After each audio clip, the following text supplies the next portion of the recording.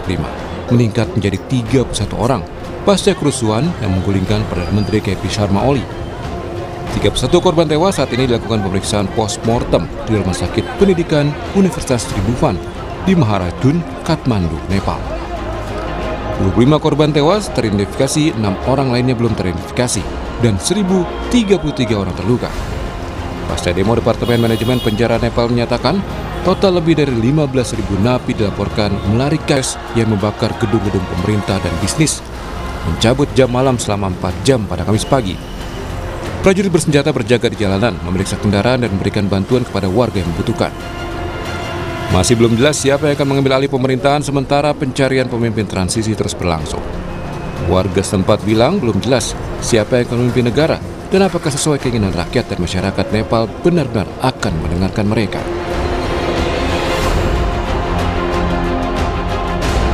अब चाहिँ राम्रो मान्छे जानेर यो जेन्जेसले चाहिँ राम्रो मान्छे छानेर चुनावै भइदिए राम्रो हुन्थ्यो।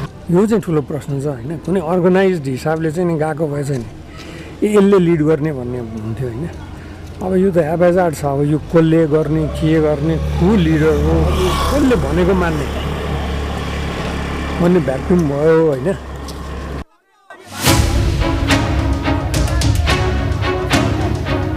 Perwakilan demonstran bertemu dengan pejabat militer di markas besar tentara di Kathmandu pada Rabu 10 September 2025 untuk membahas pemimpin pemerintahan sementara Nepal.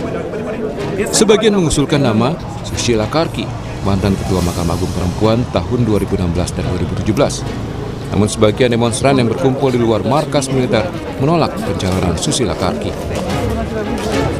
यो अन्तरिम सरकारको लागि मात्र हाम्रो देशलाई थ्रेट छ। अहिले हाम्रो देशलाई थ्रेट भएको हुनाले अहिले सैनिक शासन पनि हामीले आउन दिनु हुँदैन। डेमोक्रेसीलाई बचाउनु पर्छ। डेमोक्रेसीलाई बचाएको हुनाले हामीले कुनै बाहिरी शक्तिलाई पनि यहाँ नआउन दिनु हुँदैन। त्यसैले सर्वसम्मत रूपमा केही समयको लागि मात्रै हो यो। हाम्रो सरकार ढल्नु भएन, केही समयको लागि, र पुरानो सरकार हुँदैन। Sebelumnya kerusuhan yang terjadi sejak Senin dan terus berlanjut meski Perdana Menteri Nepal Sharma Oli telah mengundurkan diri. Kerusuhan dipicu sejumlah kebijakan pemerintah, salah satunya larangan warga menggunakan media sosial. Selain itu, dugaan korupsi pejabat pemerintah, meningkatnya pengangguran, hingga gaya hidup mewah keluarga pejabat jadi pemicu terjadinya kemarahan warga dan Gen Z.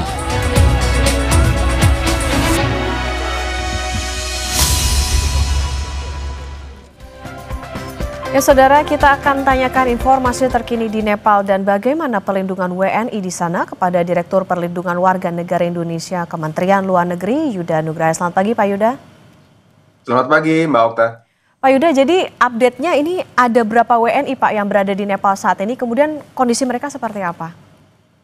Ya, dapat kami update Mbak Okta bahwa sejak kerusuhan ini terjadi ya, pada tanggal 8 September yang lalu, kita terus melakukan koordinasi intensif dengan KBRI Dhaka yang memiliki wilayah akreditasi di Nepal.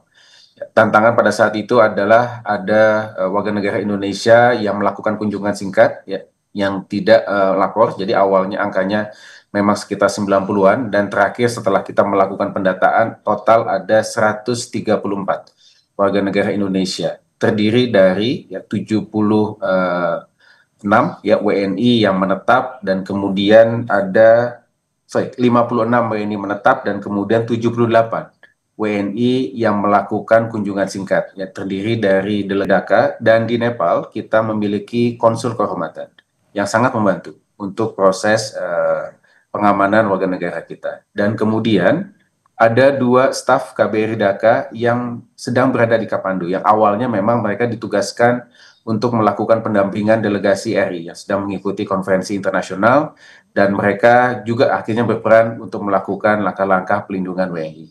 Dalam delegasi RI juga. Lantas ini nanti akan kapan proses pemulangannya dan seperti apa rencananya Pak Yuda?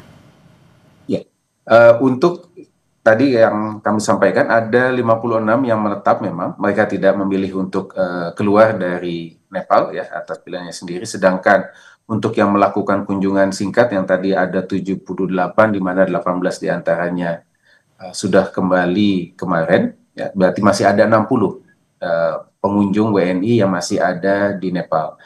Saat ini teman-teman KBRI yang berada di Kathmandu sedang membantu untuk proses booking ya, karena mereka sudah punya booking flight kepulangan ke Indonesia saat ini, namun sedang dijadwalkan kembali karena memang cukup crowded, ya, dan kami juga mendapatkan informasi beberapa maskapai juga mengirimkan pesawat wide body, ya, untuk bisa mengurai backlog yang ada di bandara. Kita terus akan pantau. Oke, pemantauan dan juga koordinasi tentu dilakukan. Pak Yuda, lantas ini untuk keluarga, mungkin ada kerabatnya mereka atau keluarga yang berada di Nepal ataupun juga mereka tadi misalnya kunjungan dan lain sebagainya. Ini informasinya nanti bisa didapatkannya seperti apa? Kemudian adakah misalnya gambaran di sana seperti apa, amankah dan lain sebagainya, Pak? Ya, kami sudah menyiagakan hotline KBRI Dhaka dan juga nomor konsul kehormatan yang ada di Nepal yang dapat dihubungi, ya, oleh keluarga di Indonesia untuk mendapatkan informasi mengenai kerabat mereka yang ada di Nepal. Oke, target kapan Pak ini akan bisa diamankan semuanya ini atau dipulangkan WNI-nya ke tempat yang lebih aman? Tentunya. Ya, ini tentunya akan mengikuti bukan hanya WNI yang menetap, ya, WNI yang menetap yang perlu melakukan lapor diri, namun juga untuk WNI yang melakukan kunjungan singkat juga dapat melakukan lapor diri keberadaannya. Kami sudah Luar Negeri Pak Yuda Nugraha sudah bersama di Sapa Indonesia Pagi. Sehat selalu, Pak. Saudara, keluarga korban unjuk rasa di Nepal berkumpul dan melakukan doa bersama di